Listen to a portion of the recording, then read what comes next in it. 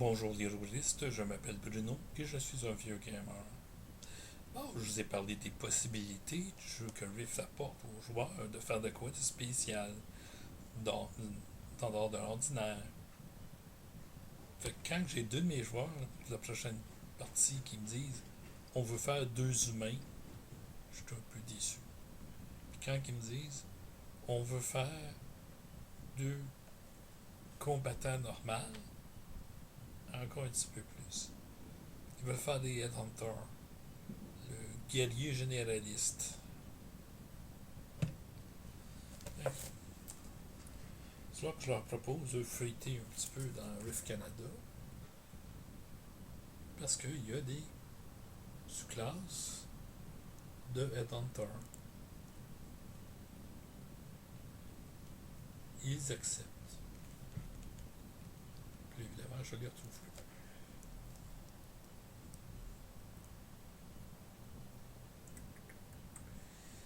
Euh, les voilà. Ils en ont créé 5.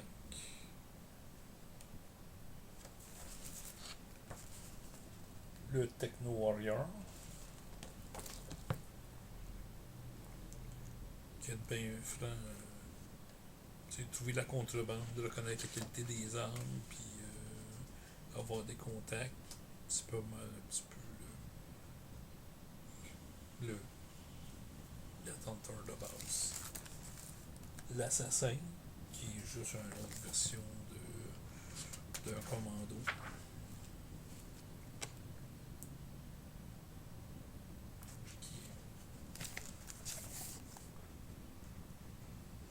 C'est comme. Oui, c'est sympathique, mais c'est du classique. Euh, le spécialiste anti-robot, qui lui a Fanatic Roboskill. Quand on dit un fanatique, il est plus que spécialisé, c'est un nerd des robots. Ça lui donne des petites affaires comme il est capable de faire plus de dommages sur ses coups critiques, et ainsi de suite. Mais ça comprend les robots autonomes, les armures et les robots géants. Tout que c'est rapport à des robots. Euh, il est même capable de les voler. Il fait triple dommage contre les robots sur un jet non modifié naturel de 18, 19, 20. Puis il est capable de tirer le maximum des performances des robots. Quand il fait des manœuvres, il est capable d'augmenter la vitesse des power armor des véhicules et des robots de 5%.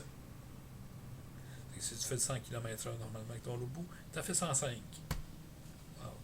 Mais le type de dommage, par exemple, c'est assez impressionnant.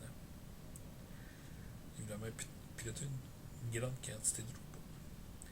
Il y a un des deux qui est choisi, le anti-robot.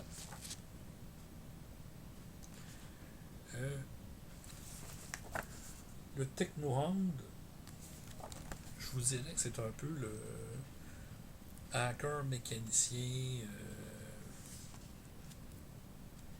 Ouais, le plus pétanteux dans la gang.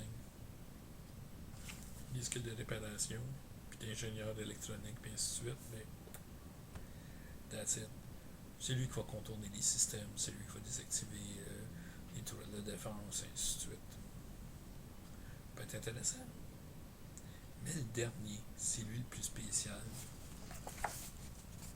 Le Momano Headhunter.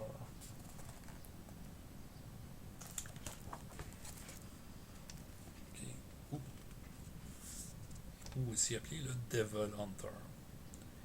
Le Momano, ce qui est spécial, c'est qu'il est spécialisé dans la chasse aux démons, aux créatures supernaturelles.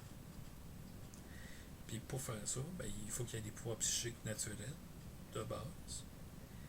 Et c'est ces cybernétiques qui lui permettent de faire de quoi de spécial. Parce que contrairement à toutes les autres classes,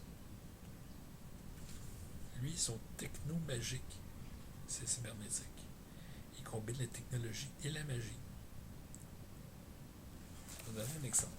Pour se battre contre les vampires, il y a ceci. Un hydraulique stake driver TW pour Techno Wizard. C'est littéralement un piston qui plante des pieux en bois dans les cœurs des vampires. Cool, hein? Personnellement, je ne l'aurais pas mis sur le bras gauche, mais sur le bras droit. Parce que si tu pognes avec ta main le côté d'une côte d'une personne, puis ta paume sur le torse, tu arrives pas mal au cœur d'un humanoïde. Et puis ce qui est en dessous va arriver directement dans le cœur. En dessous de ton avant-bras. Moi, j'aurais mis de ce bord-là, mais les autres l'ont mis de l'autre côté. La partie Techno Wizard de cet appareil-là n'est pas qu'il plante un pied en bois, mais c'est qu'il en fait apparaître un autre quand tu dépenses un petit peu d'énergie magique. Ou psychique, dans le cas du Momano. Que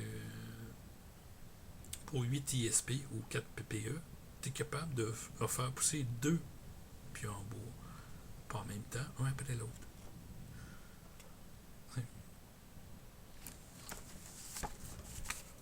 L'autre en dessous, c'est le Sunbeam Blaster. Littéralement, c'est un rayon de lumière du jour qui te fait apparaître à partir de ta paume. Qui est très efficace encore là pour les vampires. Il y a des épées de feu magiques, il y a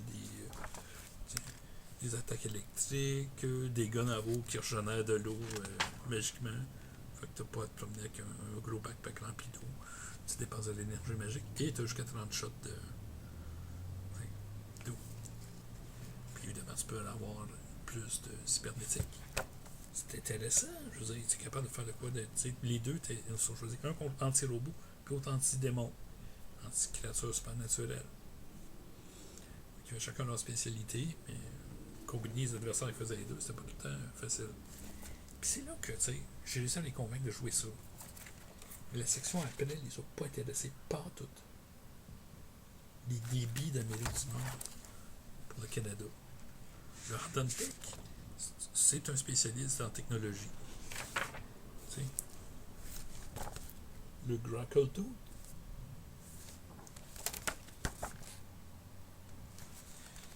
c'est littéralement un homme lézard de 8 à 10 pieds de haut. Qui est juste plus sympathique que le Great Hunter. Qui lui fait 7 à 8. Peut-être un petit peu plus tough, peut-être un petit peu plus fort. Dépend des jets que tu pognes, mais l'autre est plus agressif. Le mastodontoïde, qui littéralement fait mesure 10 à 12 pieds. Naturellement, il est tough. Sa bouche est au bout du petit tentacule ici. Il préfère manger de la soupe que les entrailles de ses ennemis. Ce qui est intéressant, lui, c'est qu'il a quelques habiletés magiques, puis il est assez limité dans ce qu'il peut prendre comme classe. Il peut être chaman inuit, chaman animal, chaman de guérison, guerrier tribal, guerrier mystique. Référez-vous Spirit West pour les 4 dernières classes. Ou mystique, scout des régions sauvages, vagabond, chasseur de primes ou bandit. Bon, les Tribal Warriors et les Mystic Warriors, classe guerrière amérindienne, sont assez tough. Mais le Body Hunter te permet de piloter des armures de combat, des exosquelettes. Mais tu vas me dire, Peleno, 10 à 12 pieds, ça ne doit pas courir les rues, les armures de combat, les power suits pour un humanoïde de cette grosseur-là. Non, ça court pas les rues. Mais il y en a. Et ils sont tough. Okay. Ils sont faits pour booster de la force naturelle habituellement, parce que c'est ça qu'il y a comme pilote dedans.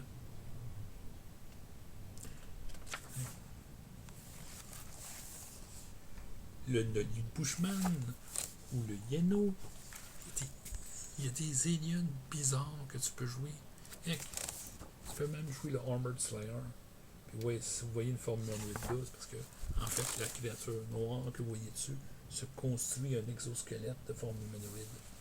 Il pilote une espèce de power suit magique, dans le fond, créé pour sa forme physique plus faible. Puis malgré son apparence hideuse, il n'est pas nécessairement méchant.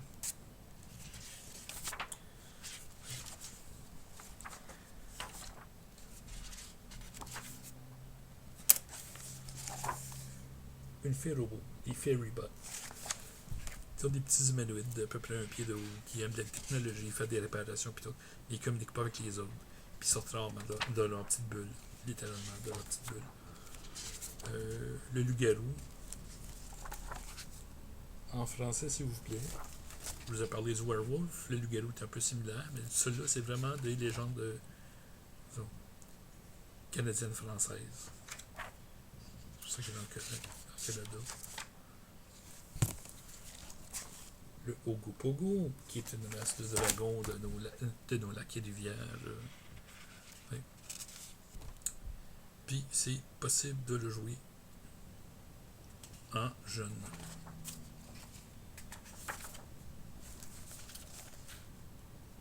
Oui, vrai Sasquatch. Je peux jouer un Sasquatch sauvage. Un Sasquatch qui s'est éduqué à propos du monde.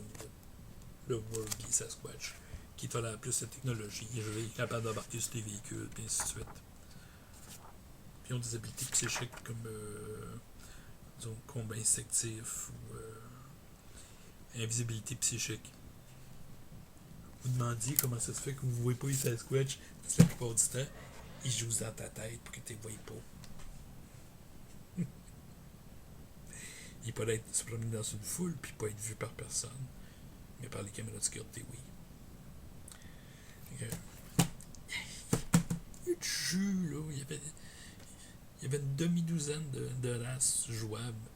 Ils m'ont fait des humains plates. Ben, au moins, on s'en donné une classe avec du style.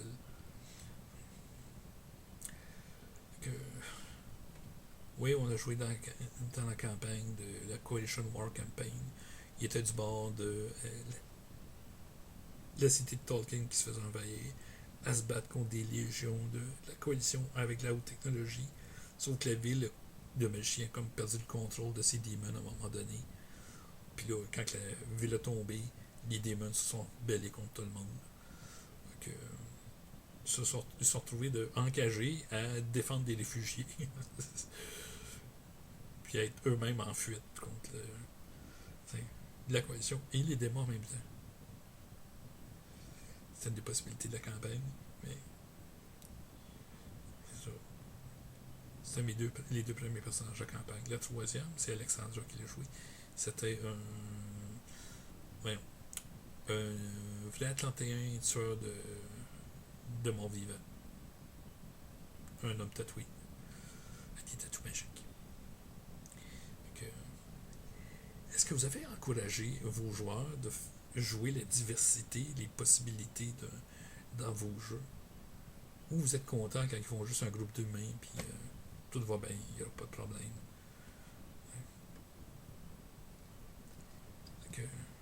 Parlez-moi de vos expériences dans la section commentaires, ça va vous faire plaisir de les lire.